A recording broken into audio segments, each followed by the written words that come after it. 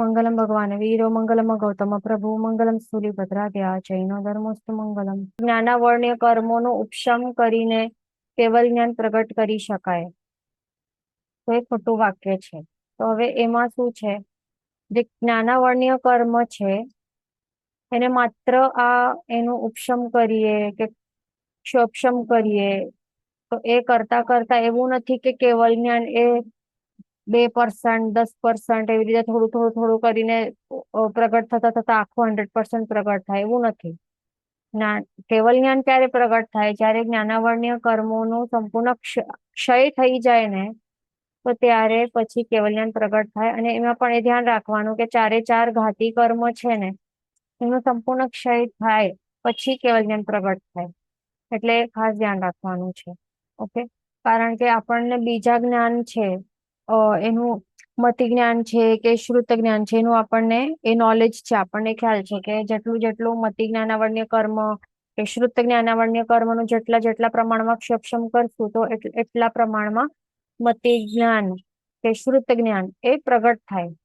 પણ કેવલ જ્ઞાન માટે એ સેમ એ વસ્તુ અપ્લાય નથી થતી, એ ધ્યાન રાખવાનું। એવું નથી કે જેટલું આપણે જ્ઞાનાવર્ણ્ય કર્મોનું સક્ષમ કરશું કે એને આંખો દબાવશું તો પછી કેવલ જ્ઞાન પ્રગટ થઈ જાય, એવું થોડા થોડા માત્રામાં કેવલ જ્ઞાન પ્રગટ થાય થતું થતું પછી આખો પ્રગટ થાય એવું નથી।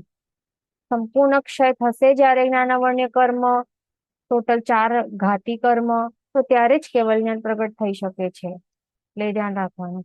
પછી છે ઉત્કૃષ્ટથી એક સમયમાં 108 પુરુષ વેદી મોક્ષે જાય, તો આ ખોટું વાક્ય છે। તો રીઝન શું છે, એમાં શું છે કે જે પુરુષ વેદી હોય, જેમનામાં પુરુષ વેદ રહેલું હોય, તો આવા જીવો મોક્ષની અવસ્થાની પ્રાપ્તિ આવી અવસ્થા વાળા નહીં કરી શકે।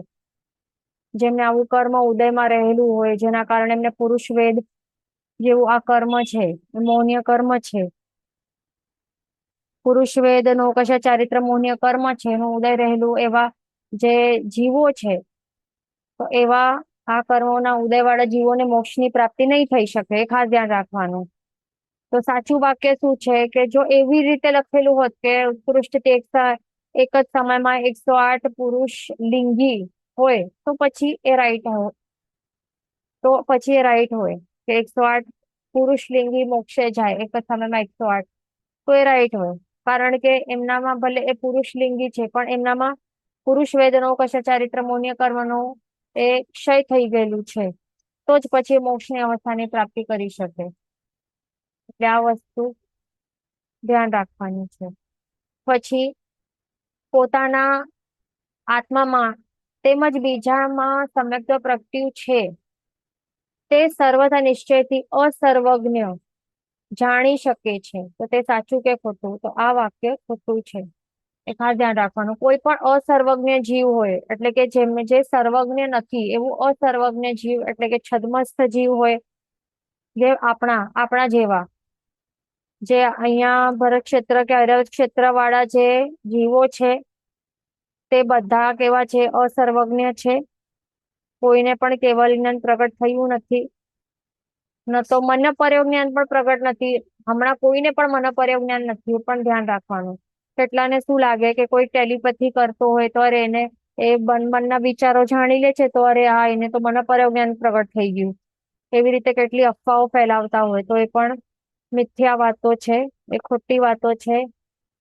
આ 5મા આરામાં ભરત ઐરવત ક્ષેત્રમાં મનપર્યોગ જ્ઞાન હમણાં પ્રગટ થઈ નહીં શકે કોઈને પણ, એ ધ્યાન રાખવાનું।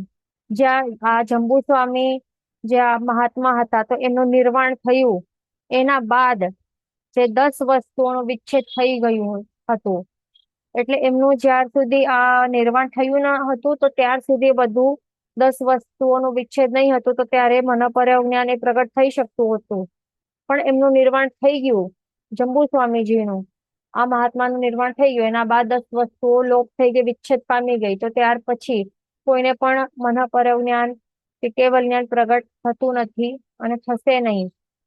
આ 5મા આરામાં એ ખાસ ધ્યાન રાખવાનું, ભરત અને અરવત ક્ષેત્ર વાળા માટે આપણે આ વાત કરીએ છીએ। એટલે હમણાં આપણે બધા અસર્વજ્ઞ છીએ અને છદ્મસ્ત છીએ, અને કોઈના પાસે પણ ભલે ટેલિપેથી કરતા હોય, દેટ ડઝન્ટ મીન એમને મનઃપરવ જ્ઞાન, ચોથું જ્ઞાન પ્રગટ થયું હોય, એવું બિલકુલ પણ અશક્ય છે, ઇમ્પોસિબલ છે. એટલે આવી અફવાઓમાં કોઈ પણ ફેલાવતો હોય આપણને ફેલાવવું નહીં અને બિલીવ પણ નહીં કરવું, એ ખાસ ધ્યાન રાખવાનું. તો અહીંયા શું આપણે વાત કરતા હતા કે પોતાના કોઈ પણ હવે કોઈ પણ એવા જે પણ અસર્વજ્ઞ જીવો છે, જે છદ્મસ્ત છે, જેમના પાસે કેવલ જ્ઞાન પ્રગટ થયેલું નથી, તો આવા જે જીવો છે, તો તે પોતાના જ આત્મામાં અથવા તો બીજા કોઈના પણ આત્મામાં સમ્યક્ત્વ કે સમ્યક દર્શન ગુણ પ્રગટ થયું છે, તો તે સર્વથા નિશ્ચયથી એ જાણી શકે એ ખોટું છે. એટલે એ બિલકુલ પણ જાણી નહીં શકે, એ ખાસ ધ્યાન રાખવાનું. કોઈ પણ છદ્મસ્તમાં આવી તાકાત નથી, ન તો આવું જ્ઞાન છે કે તે પોતાનામાં સમ્યક્ત પ્રગટ થયું છે એ જાણી શકે, ન તો કોઈ બીજામાં પણ પ્રગટ થયું છે કે નહીં એમને ખ્યાલ જ નહીં આવી શકે. એટલે હમણાં પણ કેટલા જણ કહેતા હોય કે અરે આને સમ્યક્ત પ્રગટ થયું છે, XYZ ને, આને તેને. તો એ બધી મિથ્યા વાતો છે, એ ખોટી અફવાઓ છે. આપણને ફેલાવી નહીં અને આપણને એમના એ વસ્તુઓ પર બિલીવ પણ નહીં કરવું, તો ખાસ ધ્યાન રાખવાનું. સમ્યક્ત્વ ની ઓળખાણ માટે આપણને શાસ્ત્રાર્થ ભગવંતે 5 લક્ષણ બતાવ્યા છે. તો એનું અનુમાન લગાડી શકીએ. આ 5 લક્ષણો પોતાના આત્મામાં કે બીજાના આત્મામાં 5 લક્ષણો જો લક્ષણો દ્વારા માત્ર શું કરી શકાય છે? અનુમાન છે. માત્ર અનુમાન લગાડી શકાય છે કે હોઈ શકે કે ન હોઈ શકે, એવી રીતે અનુમાન. બટ સર્વથા નિશ્ચયથી તો એ કન્ફર્મ 100% કન્ફર્મ રીતે બિલકુલ પણ જાણી શકાય નહીં, એ ખાસ ધ્યાન રાખવાનું. ઓકે, તો આ વાત છે, આ શાસ્ત્ર વચન છે, ધ્યાન રાખવાનું. અહીંયા ક્વેશ્ચન છે, વોટ અબાઉટ અવધિ જ્ઞાન? અવધિ જ્ઞાન જે છે તો એ આ 5મા આરામાં એ કોઈ જીવને પ્રગટ થઈ શકે છે જો અવધિ જ્ઞાનાવર્ણ્ય કર્મોનો એ સક્ષમ કરે, અને જો સમ્યક્ત્વ પ્રગટેલું હોય એના આત્મામાં તો એને અવધિ જ્ઞાન પ્રગટ થઈ શકે છે. અને જો સમ્યક્ત્વ નહીં હોય એના આત્મામાં અને મિથ્યાત્વી હોય એ જીવ, તો એના આત્મામાં વિભંગ જ્ઞાન એ પ્રગટ થઈ શકે છે. પછી નેક્સ્ટ ક્વેશ્ચન છે કે અન્ય ધર્મ ગુરુઓ પણ અહિંસાધિક માર્ગ બતાવે છે, એવું માનીને જે જીવ તેઓને પણ સારા માને તે ડેશ હોય છે, તો તે એવું જીવ કેવું કહેવાય? એને મિથ્યાત્વી કહેવાય છે. ખાસ ધ્યાન રાખવાનું. કોઈ પણ બીજા અન્ય ધર્મ ગુરુઓએ તો એ એવું સારું સારું આપણને લાગે કે આપણા શાસ્ત્રમાં પણ એવું જ વાત કહેલી છે, તો આવા ટાઈપની જ વાત તેઓ પણ બતાવે છે. એવા કોઈ પણ દયા કરવું કે દાન આપવું કે અહિંસા વગેરે એ કરવું, આવા ટાઈપના માર્ગો એ બતાવતા હોય, તો એ સાંભળીને આપણે એમને પણ આપણે સારા માનીએ તો એ સમજવાનું કે આપણે મિથ્યાત્વી છીએ. કેમ? કારણ કે તો તેઓ પહેલા તો ફર્સ્ટ ઓફ ઓલ અહિંસાધિક માર્ગ જો બતાવતા હોય, તો સાચે તેઓ સંપૂર્ણ અહિંસા માર્ગ બતાવે છે કે નહીં? માત્ર ઉપર છલ્લો બતાવે કે માત્ર જે દેખાતા એવા પંચેન્દ્રિય જીવોની હિંસા નહીં કરવી, એવું બતાવે.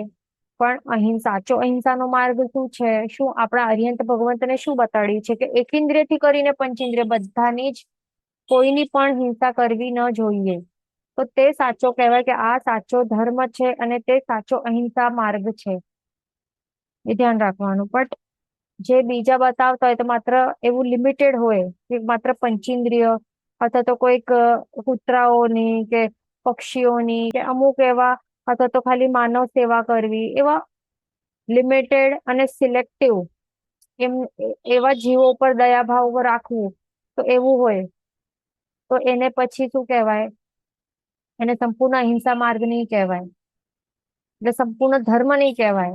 કારણ કે એમાં અધર્મ પણ મિક્સ છે. જો એ સાચો અહિંસા માર્ગને એ જાણતા હોય તો પછી તેઓ એકેન્દ્ર જીવોની પણ હિંસા છે તો એના પણ વિરુદ્ધમાં હોય. બરાબર? એ એકેન્દ્રિય, બેઇન્દ્રિય, તેઇન્દ્રિય, ચૌરિન્દ્રિય એ બધા જીવોની પણ હિંસા ન કરવી જોઈએ એવું જે બતાવે. પણ ફર્સ્ટ ક્વેશ્ચન એ જ છે કે એકેન્દ્ર જીવોને તેઓ જીવ તરીકે માને પણ છે કે નહીં? એટલે એ બધું આપણને જોવું, વિવેક બુદ્ધિ રાખવી, સાચું શું છે, ખોટું શું છે, એ વિવેક બુદ્ધિ હોય તો તો આપણે ડિફરન્શિએટ કરી શકીએ કે માત્ર ઉપર છલ્લો આપણને સારું લાગે એવું માત્ર આટલું સાંભળીને માત્ર એવી જ રીતે હા અરે આ તો આ પણ સારા છે એ રીતે કહી દઈએ દેટ મીન્સ આપણે મિથ્યાત્વી છે, કારણ કે આપણને સાચો દ્રષ્ટિ જ નથી, આપણામાં સમય તો છે જ નહીં કે સાચું અને ખોટું શું છે, સાચો અહિંસા માર્ગ શું છે આપણે જાણતા જ નથી, એટલા માટે આપણને એમને પણ સારા માનીને બેસી જઈએ. એટલે એવું હોય, ધ્યાન રાખવાનું. પછી ગૌતમ સ્વામીજી ડેશ સિદ્ધ હતા, તો તે બુદ્ધ બોધિત સિદ્ધ હતા, એ ધ્યાન રાખવાનું. એમના ગુરુદેવ કોણ હતા?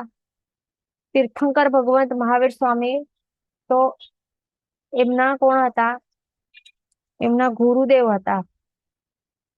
અને આ ગૌતમ સ્વામી ભગવંત એમના શિષ્ય હતા. એમના દ્વારા એ પ્રતિબોધિત થઈને, એટલે કે બુદ્ધ બોધિત એટલા માટે કહેવાય છે કે પ્રભુ દ્વારા તેઓ પ્રતિબોધ પામ્યા હતા, અને એમના દ્વારા એમનું આત્મકલ્યાણ થયું હતું અને કેવલ જ્ઞાન પામીને મોક્ષ પ્રાપ્તિ કરી, એટલા માટે એમને બુદ્ધ બોધિત કહેવાય છે, અને સ્વયં બુદ્ધ નથી કહેવાતા. ઓકે, અને અન્ય લિંગ સિદ્ધ પણ નહીં કહેવાય, કારણ કે તેઓ કોણ હતા? તેઓ સ્વલિંગ સિદ્ધ કહેવાય, સાધુ વેશ હતું એમને, એ ધ્યાન રાખવાનું. સર્વવીરતી સ્વીકાર્ય હતી, 5 મહાવ્રત સ્વીકાર્યા હતા. પછી નેક્સ્ટ છે પ્રાદ્વેષિકી ક્રિયા ડેશ ગુણસ્થાનક સુધી હોય છે. તો આ પણ બહુ સિમ્પલ છે. આ 9મા ગુણસ્થાનક સુધી જ હોઈ શકે, કારણ કે એના બાદ 10મા ગુણસ્થાનકે તો આ દ્વેષ નું કારણ રૂપ એવા કર્મો જ એ જીવને શું થયું છે? ઉદયમાં નથી. 10મા ગુણસ્થાનક ઉપર જે દ્વેષ ના ભાવો કરાવી શકે એવા કર્મોનું ઉદય જ નથી, તો પછી 10મા ગુણસ્થાનકે તો હોય જ નહીં ને પ્રાદ્વેષિકી ક્રિયા. એટલે 9મા ગુણસ્થાનક સુધી જ આ હોઈ શકે છે, એનું સેવન જીવ કરી શકે છે, એ ધ્યાન રાખવાનું. પછી સૂક્ષ્મ એકેન્દ્ર જીવો અગ્નિથી બળી ન શકે, તો તે સાચું વાક્ય છે. જે પણ એવા જે સૂક્ષ્મ જીવો હોય છે, સૂક્ષ્મ એકેન્દ્ર જીવો હોય છે, જે બાદર નથી પણ સૂક્ષ્મ છે, એટલે કે એનું શરીર આટલું સૂક્ષ્મ છે, આટલું નાનું, આટલું ટાઈની છે, અને સૂક્ષ્મ નામ કર્મ એમનું ઉદયમાં છે, એના કારણે શું થાય છે કે અગ્નિથી બળી શકતા નથી, ન તો કોઈ શસ્ત્ર દ્વારા એમનું છેદન ભેદન પણ નહીં થઈ નથી શકતું. પંખો ચલાવીએ તો પણ એ પંખાથી સૂક્ષ્મ કેન્દ્ર જીવોની હિંસા નથી થતી, પણ બાદર કેન્દ્ર જીવોની હિંસા થાય, પણ સૂક્ષ્મની નહીં થાય. એટલે કોઈ પણ આવા દ્રવ્યોથી આ સૂક્ષ્મ કેન્દ્ર જીવોની હિંસા થઈ જ નહીં શકે, એ ધ્યાન રાખવાનું. પછી આ છે લાસ્ટ ક્વેશ્ચન. મિથ્યાત્વીની અજ્ઞાન પરિણામ વાળી નિર્જરાને ડેશ કહેવાય છે. તો જે મિથ્યાત્વીઓ હોય છે, મિથ્યાત્વી જીવો હોય છે, તો તેઓની નિર્જરા એ પણ કેવી હોય? અજ્ઞાન પરિણામ વાળી હોય. તેઓ સમજણ દ્વારા એવું સકામ નિર્જરા કરતા નહીં હોય. તેઓ માત્ર નિર્જરા કરે, અને એ પણ હાય હોય કરીને કરે, અથવા તો સંસાર સુખ કે પૌદ્ગલિક સુખ ના ભોગવટા ની ઈચ્છા રાખીને કરતા હોય છે.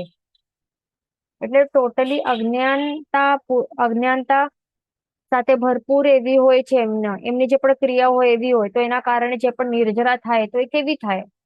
એ કઈ સકામ નિર્જરા નહીં થાય, ભાવ નિર્જરા નહીં થાય, પણ કેવી થાય? આ દ્રવ્ય નિર્જરા થાય છે એમની, માત્ર દ્રવ્યથી નિર્જરા થાય. એટલે કે કર્મો અવશ્ય એ કર્મોનું ક્ષય થાય છે, અવશ્ય અંશનું ક્ષય થાય છે, પણ કેટલા અંશનું? એકદમ નેગ્લિજિબલ અમાઉન્ટ ઓફ કર્મોનું શું થાય છે? નિર્જરા થાય છે. કમ્પેર ટુ સકામ નિર્જરા, અકામ નિર્જરા કે દ્રવ્ય નિર્જરા છે ને, એનું સામે તો કોઈ એનું કમ્પેરિઝન જ નહીં કરી શકાય. સકામ નિર્જરા તો ભારી માત્રામાં જ કરી શકાય છે, પણ આ મિથ્યાત્વી જે પણ આવી નિર્જરા કરે, જે અજ્ઞાન તપ કરે કે અજ્ઞાન પરિણામ વાળી જે પણ સાધના આરાધના જે પણ કરે, હાય હોય કરીને જે પણ કરતા હોય, અથવા તો સંસાર સુખ માટે કરતા હોય, એ ઈચ્છા રાખીને કરે, તો એ બધી એ કેવી થાય? નિર્જરા થાય, પણ એકદમ ન જીવી થાય, નેગ્લિજિબલ થાય. એ ધ્યાન રાખવાનું. એનાથી કઈ મોક્ષની અવસ્થાની પ્રાપ્તિ થઈ નહીં શકે. જ્ઞાની હોય ને શ્વાસોશ્વાસમાં કેટલા બધા કર્મોને બાળી નાખે. જે અજ્ઞાની જીવ હોય ને પૂર્વ કરોડ વર્ષો સુધી પણ તપસ્યા કરે ને, તપશ્ચર્યા કરે, કેટલા પણ માસક્ષમણ કરે કે કેટલા પણ ઉપવાસો કરે ને, છતાં પણ એના એ એનો સરખો એટલે કે એ કમ્પેર પણ નહીં કરી શકાય, સરખે સરખું નહીં થઈ શકે. તો એવું હોય. માત્ર શ્વાસોશ્વાસમાં જે જ્ઞાની હોય છે આટલા કર્મોનું એટલે સકામ નિર્જરા દ્વારા મોક્ષની ઈચ્છા રાખીને જે પણ તપશ્ચર્યા કરે ને, તો આટલા બધા કર્મોની નિર્જરા કરી શકે છે. એ ધ્યાન રાખવાનું. તો અહીંયા આપણું આ કમ્પ્લીટ થઈ ગયું છે. આ